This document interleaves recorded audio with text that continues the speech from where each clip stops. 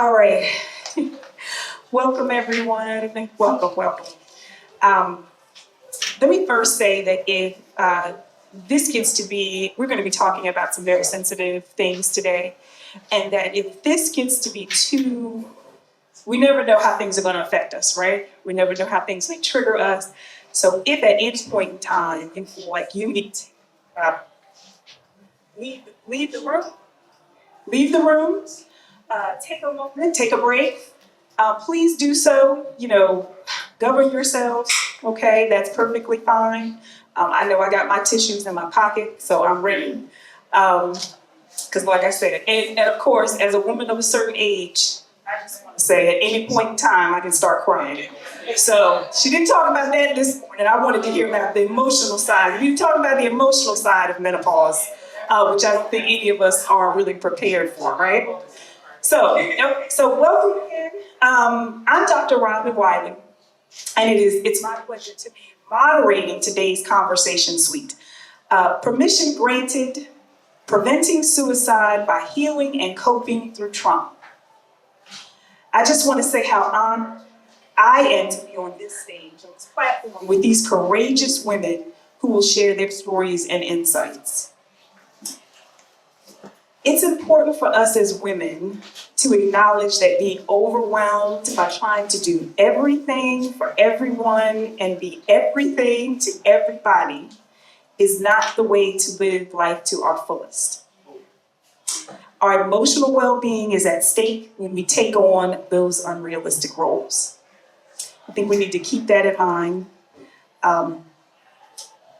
So I want us to open our hearts and minds to the testimonies of Tamika, Yelena, and Shalay as they share their stories. Okay, I'm going to be asking some questions of them, and at the end of this time this morning, I will be opening it up to you all too if you have questions or comments. Okay, all right. So, ladies, we ready? All right.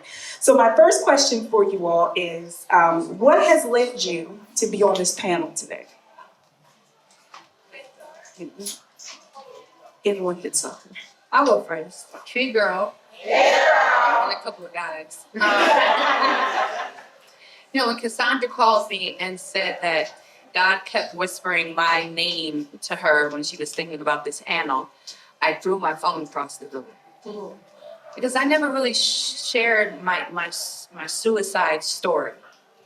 It wasn't a story that I had really shared. And so it was something that God was speaking to me about in terms of how to be in support and service of other people. I help a lot of people struggling with grief, but there's a specific thing about suicide because it showed up in my life so much. So to tell you a little bit about my story, within a 6-month time span, my uncle walked into the garage and shot himself in the heart. And then after that, I was walking down the street, and I was working for Job Corps at the time, working with at-risk youth. So anytime I heard teenagers getting into something, I felt like the auntie in the room where I had to do something about it. So I heard some girls sounding like they were getting into a commotion. And I turned my head just to look at it and see what was going on. And I heard this noise I can never put words to. And I turned around and I noticed that there was blood on my feet. And a man had jumped from the 8th floor of a parking garage to his death right in front of us. Then right after that, Robin Williams killed himself. And my connection to Robin Williams is that my dad and I used to love all his movies. Jumanji, Mrs. Doubtfire, that was our thing.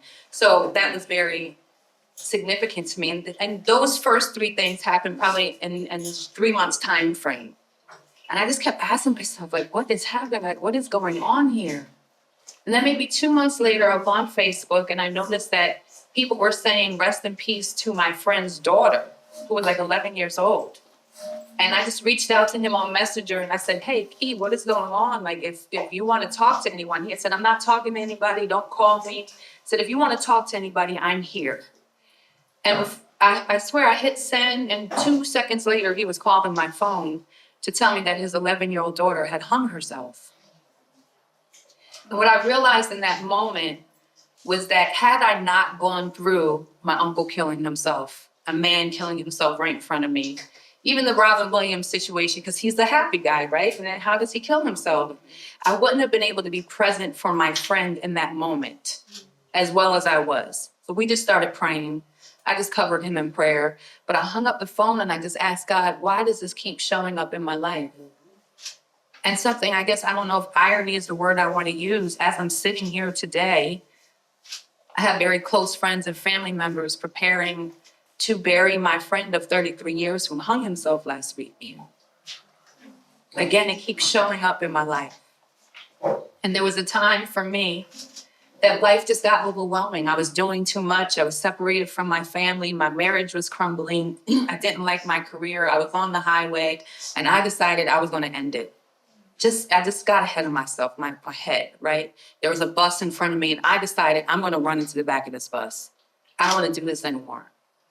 And I got to about 130 miles an hour, and I came very, very close to hitting that bus. But by the grace of God, that I didn't. But one of the things that I want to share, one of the things I want to make sure to impart to you all who are left behind because somebody very close to you committed suicide. And one of the questions we ask is like, what about me? How could you not think about me in that moment?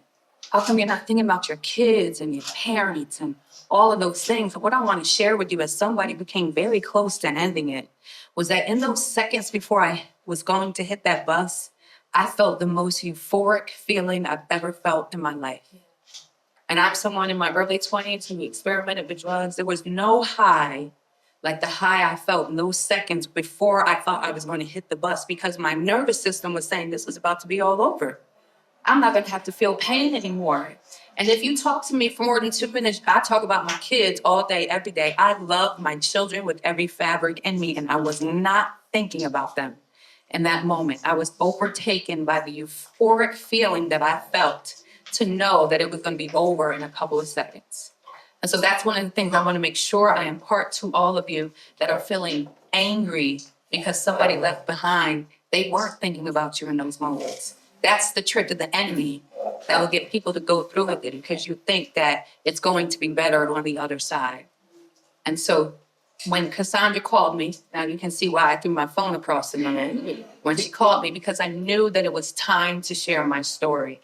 And my hope is that from all three of our testimonies, that some of you will leave here healed or at least ready to talk about it.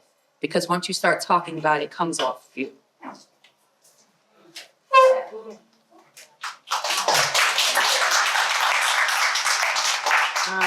Such a powerful testimony. I have a testimony that's a little bit different. I'm here because Cassandra asked me to come here. Really, no.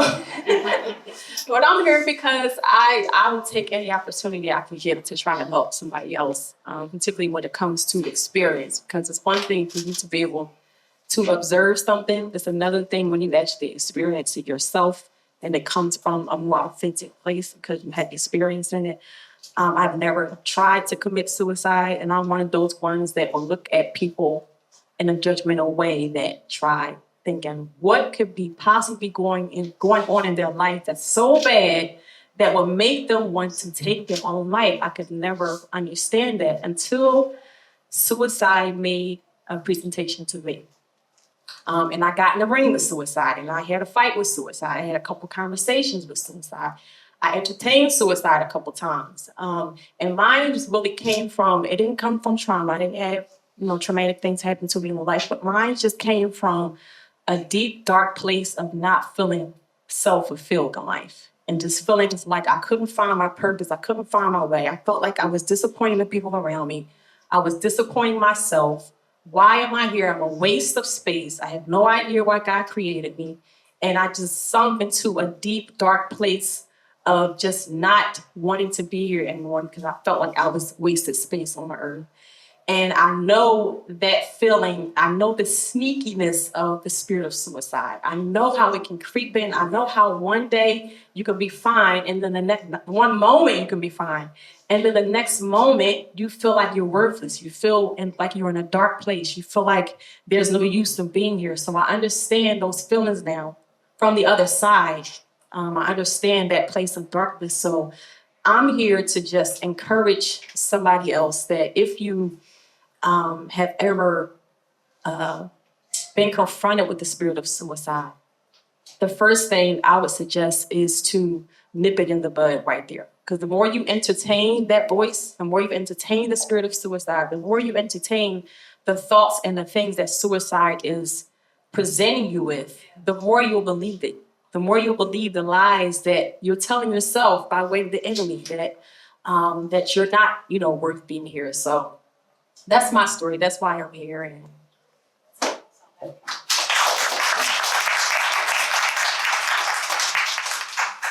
powerful stories that connect to spirituality, and finding a higher source other than self.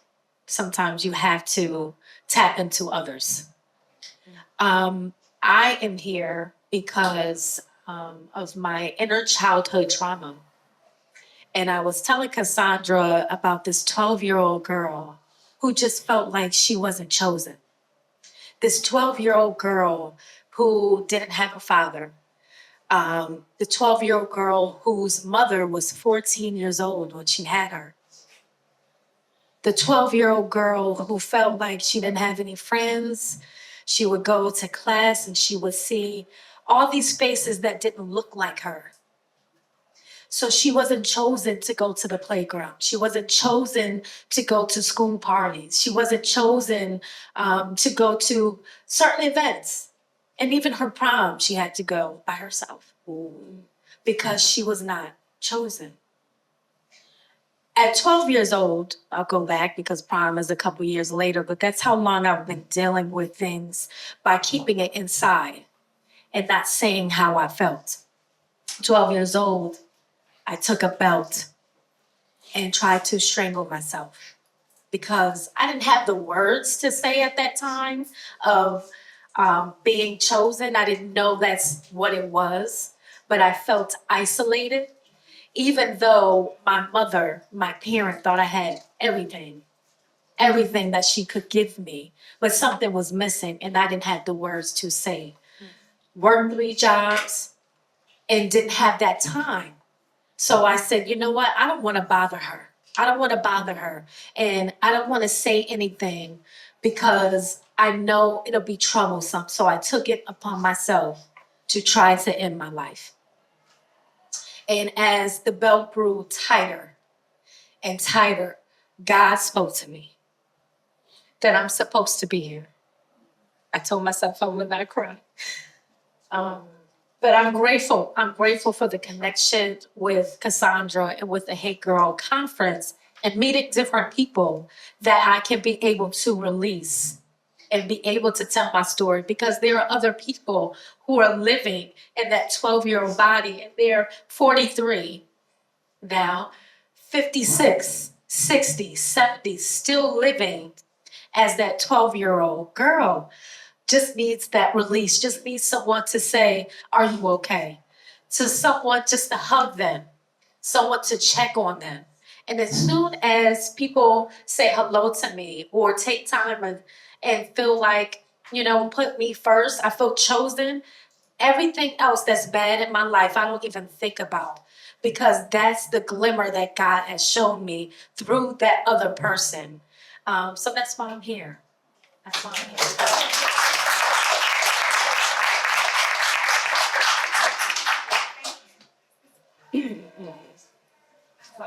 It's just where it goes. Yeah, it is what it goes. I think that's what I'm saying. All right. Thank you all so much. Thank you. So I know I heard a lot of things that kind of stood out to me. I don't think I said this. I know I didn't say this in the beginning. So my primary profession, I'm a licensed clinical social worker. So I work as a mental health therapist and I have a group practice. We have a table up at the front, Infinity Empowerment Services. And so of course, and I'm going into this is my 30th year as a social worker, and the majority of that time I've been a therapist. And there's actually some folks in the audience that have known me probably a big part of that time. So of course, in my everyday work, I hear the stories of individuals of various ages, from children on up to older adults, that have thoughts of not wanting to be here. And so a lot of what you all said, and I kind of, some key things. One, just starting at the end, was with being chosen. And, interestingly enough, even though I'm a therapist, I'm still a human first. And so that being chosen, I think for many of us who've had experiences, early childhood experiences, where we may not have felt chosen. I see some people nodding. So we know how that feels. We know how that can. I always like to say it sets imprints. Our experiences as kids set imprints on us that we take with us. We take with us as we go into our adult life. And a lot of times we don't realize that those things need to be processed, or we need to work through them in a sense until we're in our adult life, right? Because it's not like when something traumatic or tragic and remember, let's keep in mind, trauma is not just about the things that we think it is. Like it's not just the abuse. It's not just the neglect. Anything can be traumatic. It is about how we experience the event. So I say that to say the other part of this is when we experience things as children, especially those of us in certain generations, it's not like we just automatically, everybody says, well, let's go see a therapist. Let's go talk to a counselor. Let's go get you, to process your feelings and your emotions. That doesn't happen, right? No, it doesn't. And so oftentimes what we feel is that time is the natural healer. I'm here to tell you, take the burst, take the pop that bubble. It's not, okay, it is not. Something can happen to you at the age of 12 and you can be, 52 and still trying to figure out, well, why am I feeling this certain kind of way about this? Like, why is this situation making me feel uneasy or anxious or sad or whatever emotions that we have? So the being chosen, I think, is a theme that many of us, deal with on throughout life, and that and it's never too late to process things, certainly. So that was one key thing that kind of came up for me. The other thing too is to make sure we understand that there is a high prevalence of suicidal ideation, which is thoughts of it, because you think there's a thought. And then as clinicians, we go into like assessing whether there's a plan, that kind of thing. But initially there are thoughts. There's a high prevalence of suicidal ideation amongst individuals getting younger and younger, okay? Children, elementary school age, much younger, that this seems the only way out. This is a thought that's coming up for them.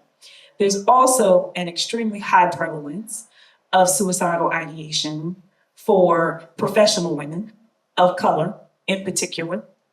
We've had a couple of high profile situations where professional women had committed suicide.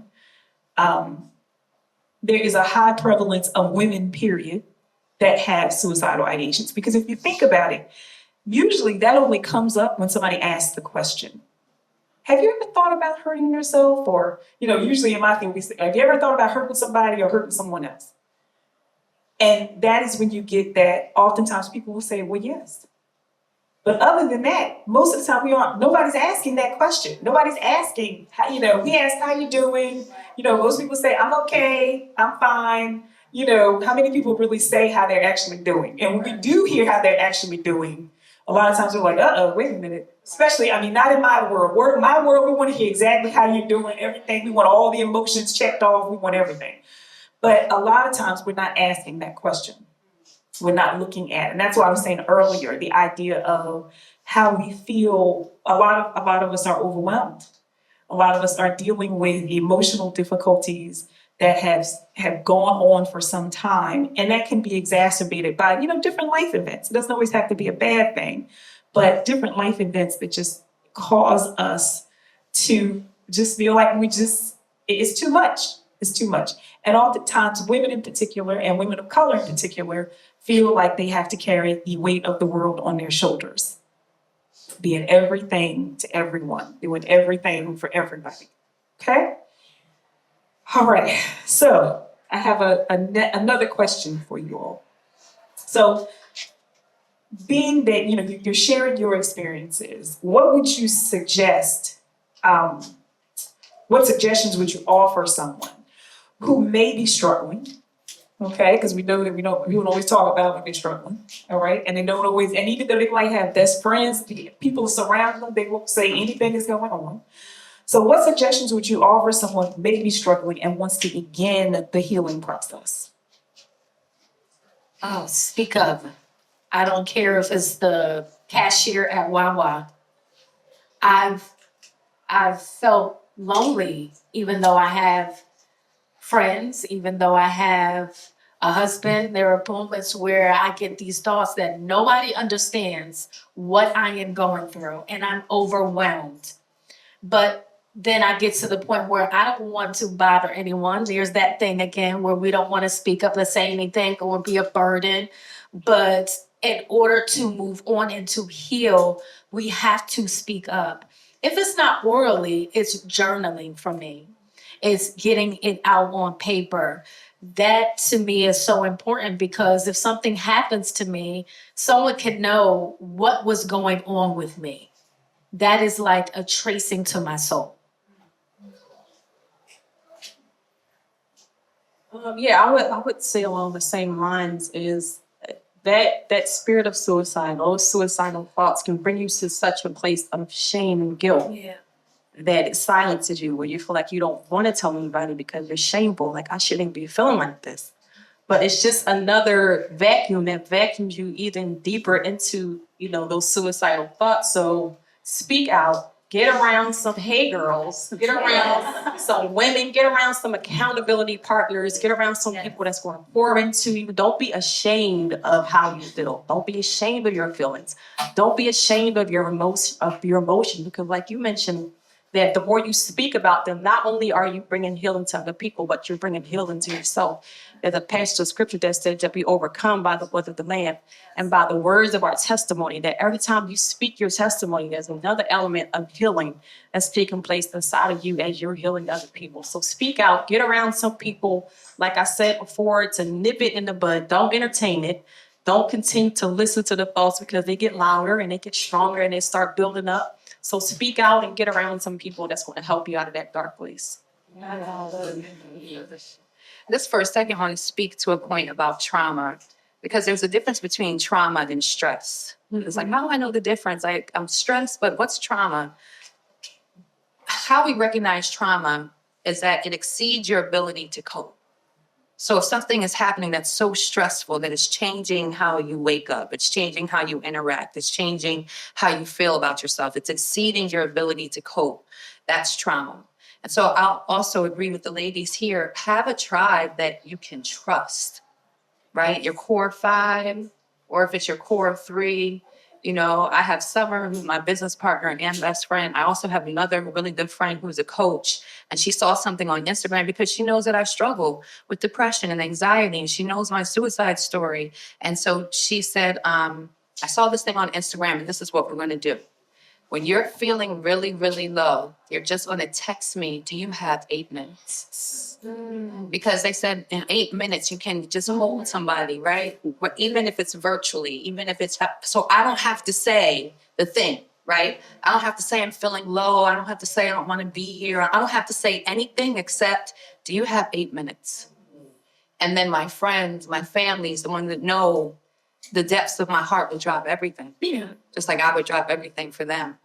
I also want to say there's a cousin to suicide. And the cousin to suicide is the days that you say, I don't want to die or anything. I just don't want to feel like this anymore.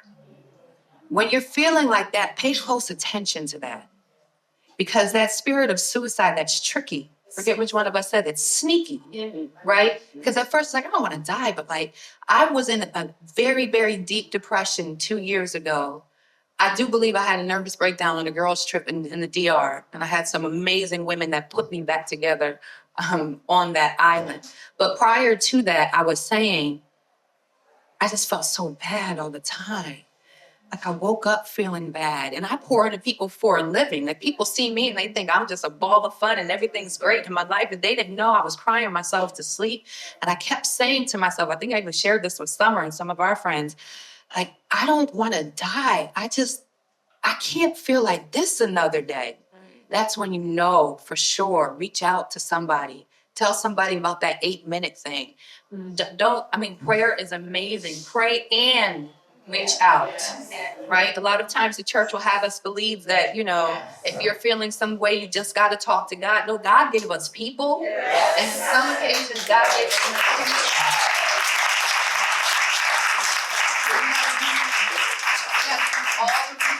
My dad says God is your source, and He also provides you the resources. So use all the things, but for sure, have somebody in your life and tell that story, even if it's just, do you have 8 minutes? So that there's somebody who chooses you in that moment and will sit with you, whether it's on the phone or in person, to help move you through that moment.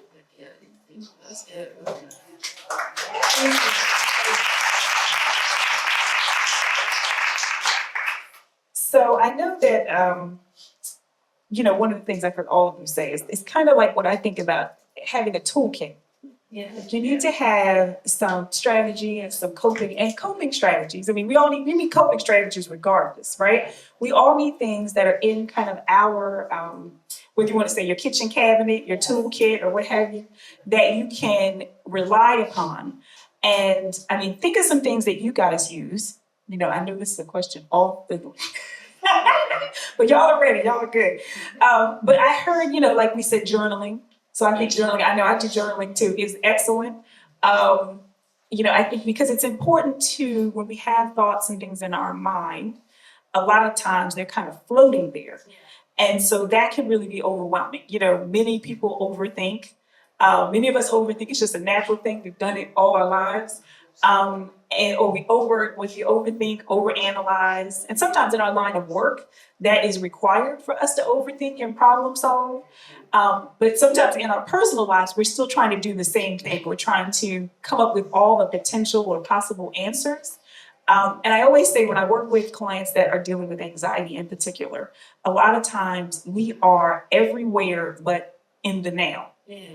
So a lot of times we're in the past where we're, woulda, coulda, shoulda, and rehashing things and trying to figure out like, well, why didn't I say that in that conversation? Or why did that happen or what have you? So that can put us in a different state. But in terms of with our anxiety, we also can be in the future. Now, what's interesting about that is a lot of us were raised always plan for the future, right? Always think ahead. And so that would be okay if it was in a positive way, if it was in an affirmative way. Our thinking in the future is typically about how can I prevent what's going to go wrong from happening? How do I prepare myself for when it goes to the left, when the other shoe drops, whatever you want to call it? And so it creates worry for us. The issue with that is we're worrying about things that we don't even know will happen. So we have what I like to say is anticipated worry. Okay, so that anticipated worry brings on anxiety now for something that we don't even know is going to happen. Okay, so it is in our best interest to try to stay in the present, to stay in the now. And that's kind of mindfulness, that's a good nutshell, and mindfulness is not really about, you can't think about anything else. Mindfulness helps us to be aware of when our thoughts go astray. Because oftentimes we're just kind of living and we don't have that awareness of like, wait a minute, this is where my thoughts are. Why am I thinking that? Because there's the thoughts and then comes the feelings.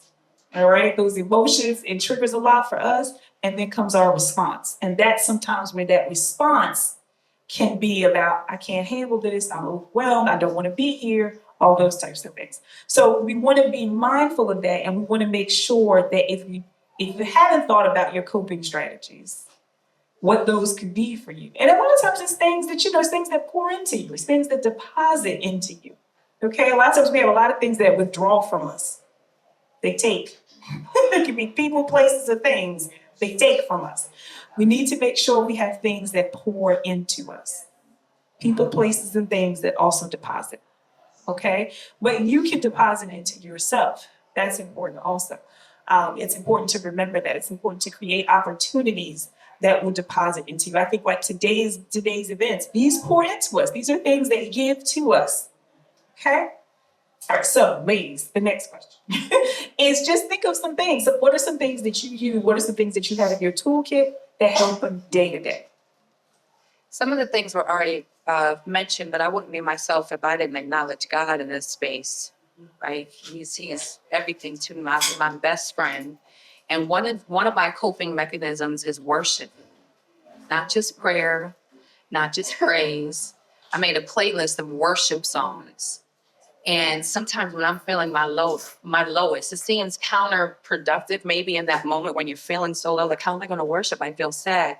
But when I bask in the goodness of God at my lowest points, when I allow the music and just his voice to just saturate me, and then I have that moment to remember just how good he is.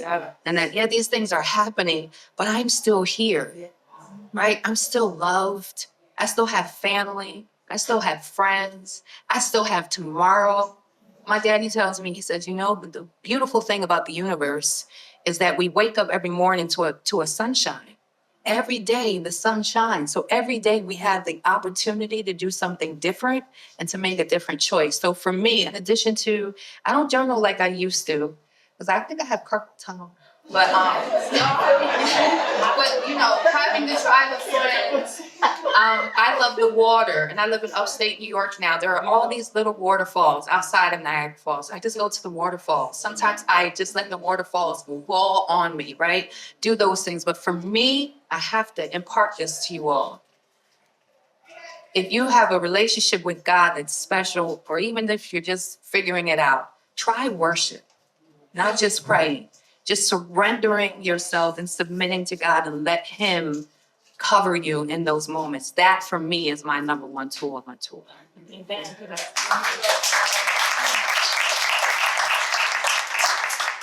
Also to not underestimate the power of one simple prayer. Sometimes there goes that shame and that guilt of suicidal thoughts is that you don't have no prayer life. You don't ever talk to God. What makes you think, come on, hear this one prayer? If He don't want to hear from you now, then you've been hearing from you all this time. But don't underestimate the power of one prayer, just one whisper to God. And sometimes it's just one word, help. Sometimes that's all you got. Sometimes all you have is one word. Sometimes you don't have words. Sometimes all you have is tears. And God reads your tears. He understands your tears. He understands even the things that you can't speak out of your mouth. So don't underestimate the power of one whisper of prayer. It doesn't have to be a long prayer. It doesn't have to be a loud prayer. Just one word sometimes will get God's attention. Also, self-care. Be intentional. I'm sorry.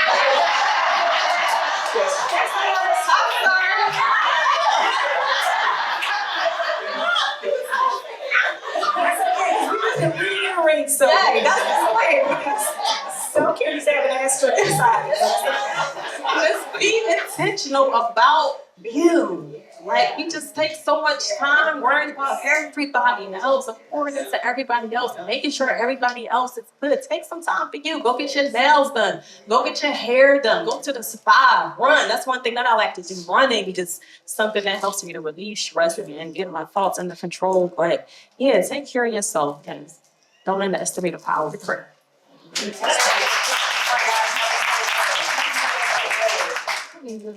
We're doing a little plug-in because we just released a book, Coach Chanel, on not being selfish or Girl Be Selfish, with 21 authors that Coach Chanel from Oasis Wellness School put together. And we talk about tips and strategies on how to love on yourself and give yourself permission to do so. Because I know for me, when I was growing up, it was my grandmother always said, you know, you're resting. You can't do anything when you rest. You need to get up and do something.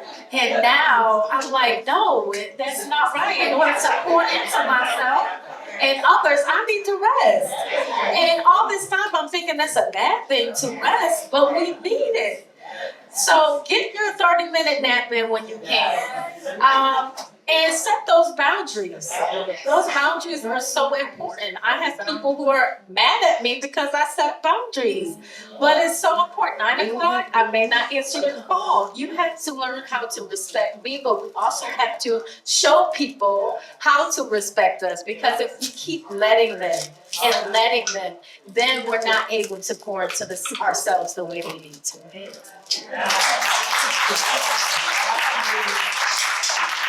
So I would encourage you, I see some people got their notebooks out, they're writing, so I think that's great. I think if you think about like what your coping strategies are, because I think it's always good to have a list somewhere, whether it's in your phone, whether it's a post-it note on the refrigerator somewhere. So that way you can easily access that because when we're in a state of feeling like maybe a little bit of in a fog or in a flux or whatever it is, then it's oftentimes that we forget like the things that we can lean in or the people that we can lean on. So I think it's a good idea to keep kind of a little list of your toolkit and the coping strategies and that type of thing. All right, so we have a few minutes left. I just want to take this opportunity to open up for the audience. If you have questions or comments for any of us, want to open that up for now. Okay, yes. Hello. Thank you, ladies. I think you guys are very courageous and very confident in sharing your story. I truly appreciate that. I'm a trauma therapist. I'm a licensed practicing counselor. And I'm Asian American, as a female, and I'm an immigrant, former first responder, and I'm a high functioning depressed person. So all of that I listed, but at the end of the day, just like what Teresa said, I suffer with depression. And so listening to you ladies, I love how you talked about trauma, because trauma is the shame we carry along. Okay? And it's the shame that can lead a lot of my clients, a lot of people we know, into ending our lives. So listening to you ladies up there talking about like having support system, having, seeking a counselor, praying, I guess that allows us to feel not so alone. Because when a person died by suicide, right, they didn't choose that, right? They did it. They didn't want that. However, they felt so alone and shamed, right? Because I myself was in that position. I don't know why I'm shaking, right? But it's such a topic that a lot of people would rather not talk about, right? And I think we need to provide spaces for people to feel safe, especially people we love. Yeah. And the childhood trauma that Dr. Robin too was talking about is that when you look at a timeline and you look at 0 to death, right? The first 18 years of our lives, we put a bracket to that. That's our childhood. And then from 18 to death, it's like you put a bracket to that and it says years we spent in therapy talking about the 18 years of our life. Yeah, right. It's the 18 years of our life we talk about, because those childhood events that happen to us, it doesn't have to be like the shock traumas, just like what Dr. Robert was saying, but those times we felt shame, right? And then we carry that with us. We remember that. And then we get older and then that gets triggered, right? And then when that gets triggered, we're like, oh my God, what is happening to me? And if we're not processing that because we can't find a safe space, then guess what?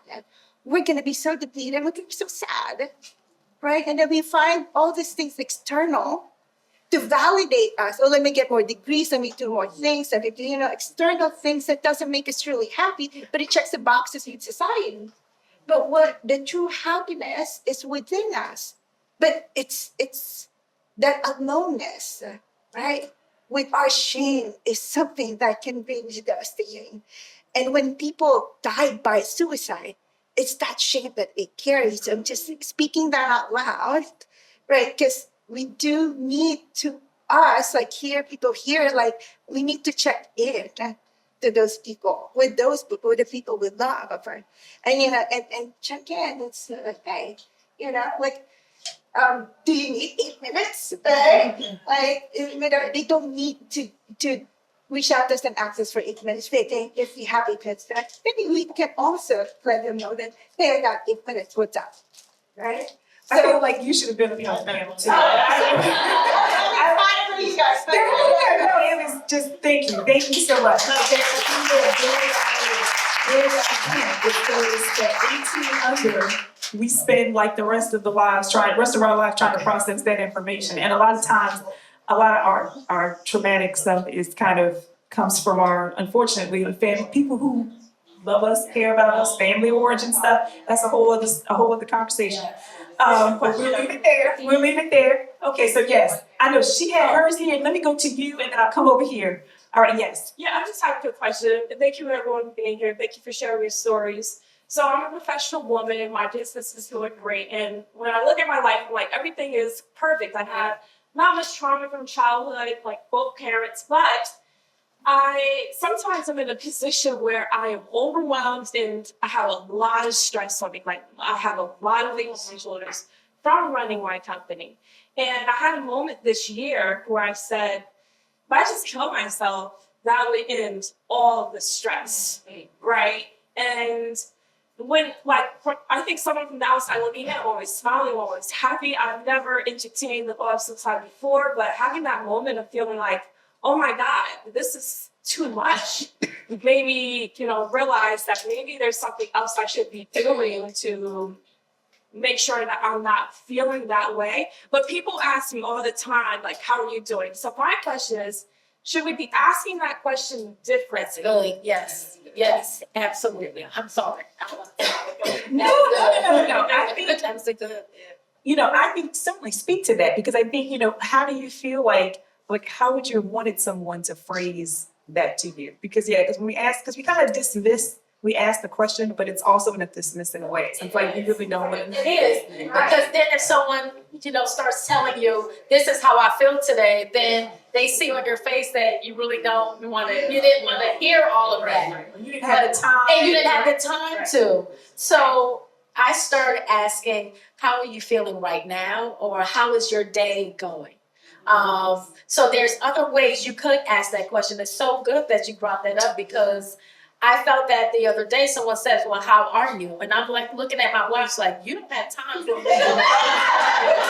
How I'm feeling. And it triggered me. It triggered me. So that's really good. We need to be mindful of how we greet others because we have no idea how they're feeling at that moment. That's good. I feel well. And I wanted to add too, to say to someone, I was also going to add to that too, to say to somebody too, like if you're saying how are you, because I think that's just our natural inclination. To also say, and I really want to know. I think just I really want to know how you're doing. Right. Okay, I was going for just because there's someone over here to hand up. Yes. I love this panel. Well, thank you for being vulnerable in this space. 2 questions. First, to piggyback off of that wonderful question, someone comes to you and they're in a space, like, how are you acting?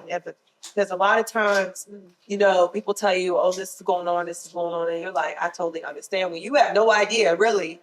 So what are some tools, what are some ways you can support someone who may be in a space and to provide the type of support that can help them, I guess, help them through that dark time, number one. Number two, how do you, if you're one of those high functioning people that just walk in, always try to be positive, not complain, and if you're having a moment, but it doesn't fit with, I guess, the image, how do you even allow yourself, because we give self-talk, like, girl, you'll fine, look, everything's working out, like, you need to stop, you beat yourself up for even, not being grateful, not being even though you're feeling whatever. So how do you give yourself, I guess, permission to sort of not be all the things? So Quickly,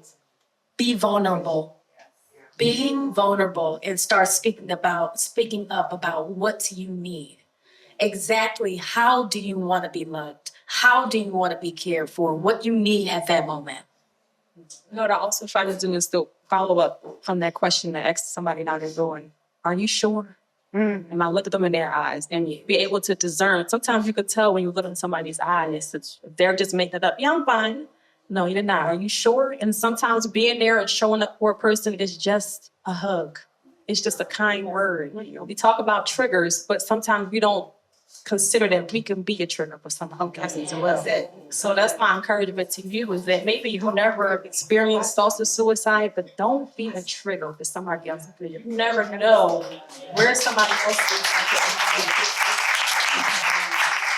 It could literally be just one word from you away from tipping them over or bringing them back. So like that's For your first question, a question that I asked is, how can I support you in this moment?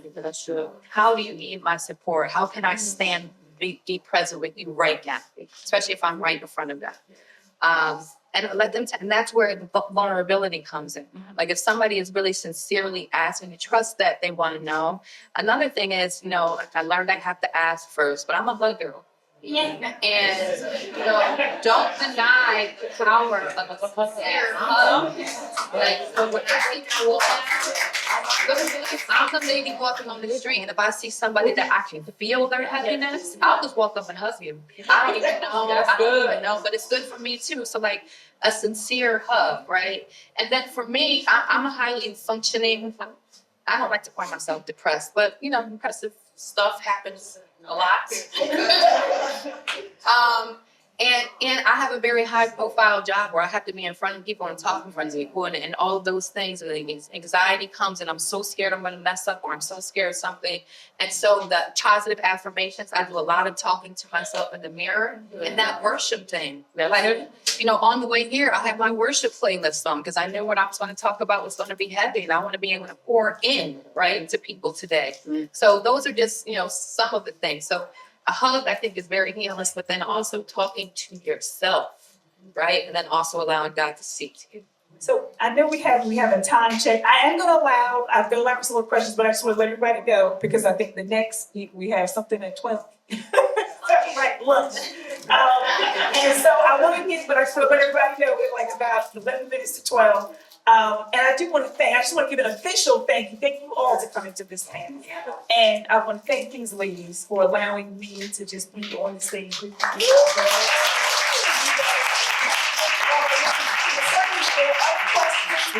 We're going to sit here for a couple more minutes.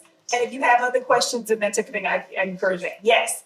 So I just wanted to say you guys are awesome. And everyone that's sharing is so awesome. But when I heard a couple of people say the thought that came, I felt led to share this because it's a spirit. And you guys said of suicide. So every thought that comes to you is not your thoughts. The Lord showed me, he said, when you roll, you're trying to hit that first pin because you're to knock down all the pins. A lot of you are high functioning people. There's a call on your life. He knows if I take you out, I got a whole bunch of people that are going to fall. So just remember that spirit is coming for us that are leaders and doing great things in the earth. Because if I take that one out, there's so many people attached. Understand every thought that comes. It's not your thought. It's demonically influenced. And do not let the enemy win.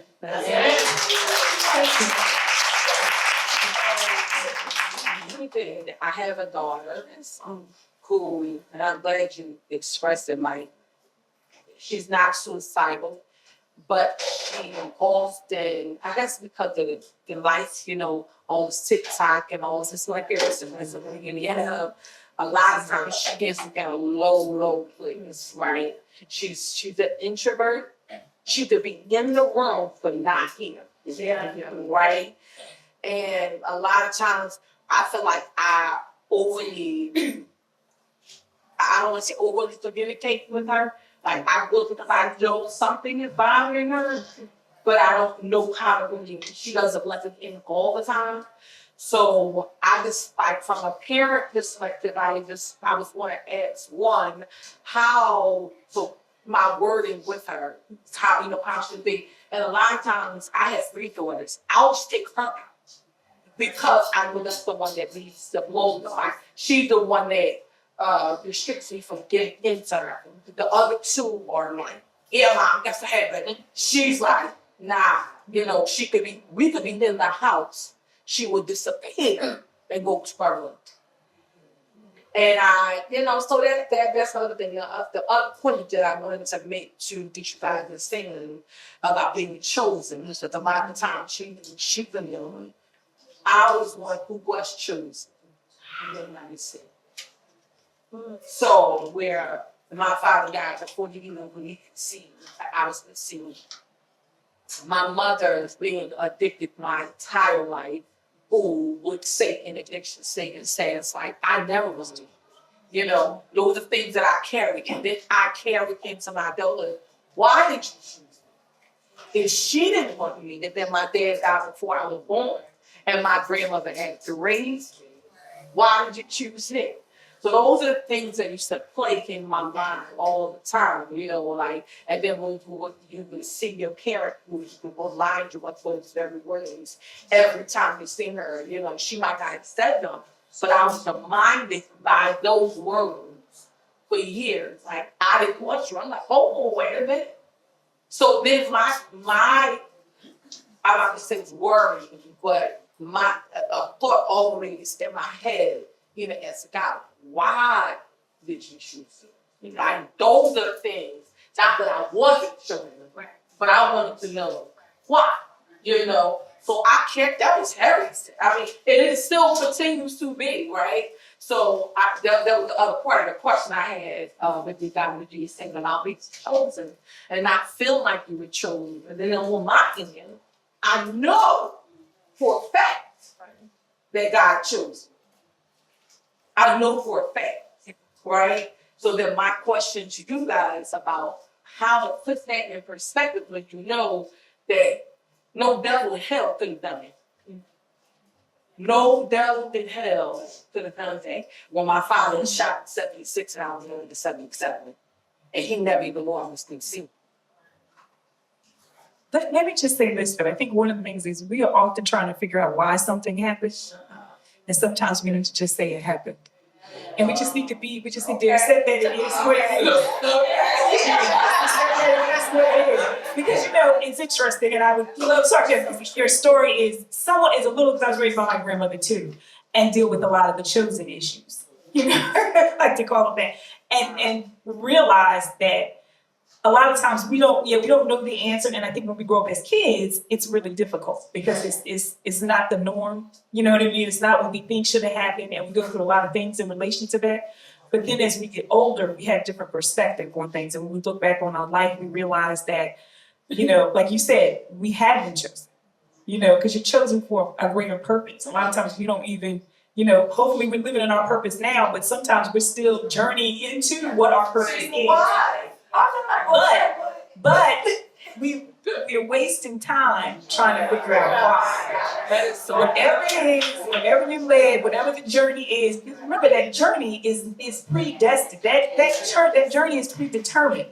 So we don't know necessarily, nor should we. We know when we go off that path though. That's it. Because we are brought back. I always say there's a road, we go off the road, and if we are like somehow nudged back to that road again, so I think it's less about, sometimes we are putting a lot of effort into trying to figure out the why. And we need to just, okay, this is what it is, I accept you. All right, and that's it, which is not easy. That's not easy. That's it. Okay. Oh, that's her. She had the second question. Yes. You're saying, I was talking about the one thing I was going to say with that is, and certainly you want to speak to that too, is the idea of maybe, meeting her where she's at. So the idea is she's not your daughter that's going to sit down and tell you everything that's going on. She's not going to do that. So don't push that. What does she like to do? Spend the time doing those things with her. Because what young people do is as they are in their element where they feel comfortable, they just will naturally start talking about things. So let her, because she's communicating to you, but she's communicating in her way. So we can't force people to communicate in the way we want them to. We have to let her communicate in how she does it. Because she's a little child, so that already has things with a little child. You know what I mean? Like you said, she has some struggles. She, that type of thing. But let her meet you. You know what I mean? Let her bring it to you. And if she doesn't, she knows, because all you can do, and that's for any of us, we can let people know that, look, I'm here for you. And so that's the thing, you're creating a space for her. but how she uses the space, she has to determine that.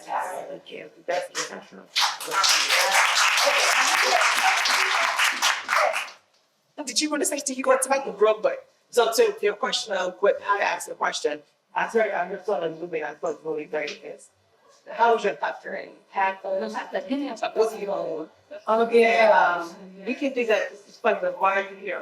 Well, I didn't have an Russian and accent, of course. I was like, oh, that's crazy. Wow, this life is wonderful. Like, why would you want to do it? See, the enemy, the soldiers, the demonic spirit, they come on, and you're like, I don't really like my life. And like waiting for him. And so, but yes, that passion, how British are couple 20. And if you're not thinking about that, we are all somebody's hero. So that's what the thing to us happened. I think it takes something about how can we help someone else today?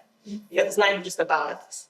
And so I don't want anyone to leave this room thinking that they're alone, that they have no right to talk. You might not know me from a can of paint. But girlfriend, I'm your sister. Come on. Okay.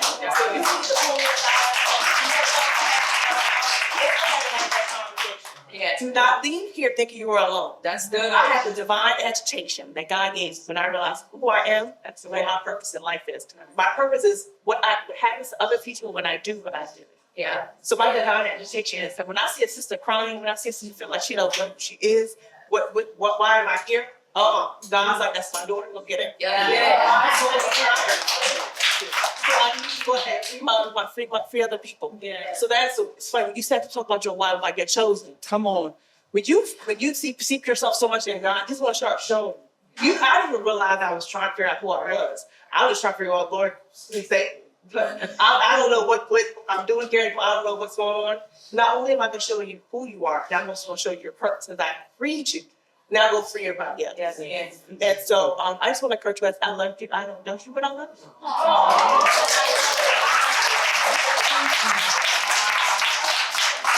So we're gonna take one more. I believe. Yes. Hi. So I just wanted to say, it's very clear that there are so many Christian people here who are believers, as spiritual people, which is amazing. My grandfather is probably first South Indian person to plant a church here and come from a lineage. So it's pastor, and Chris, my dad's pastor. So I know all the Christians, like I know it. And I think that's amazing to hold on to something like that. Last year, I feel like I was like on the brink of suicide, and the thing that changed me truly, that really opened it up for me was meditation. And I feel like, it's in the Christian culture oftentimes to throw everything at prayer and worship, which is great. Please do that. Please continue to do that. Please continue to talk to your community. But I do think that as we move towards normalizing therapy, which will probably be the best place ever with therapy, medication is still very stigmatized. Yeah. And I'd love for us to incorporate that in conversation as much as possible, because I do think that we're still in the place of choosing between God and meditation, and they do work hand in hand. They do. That's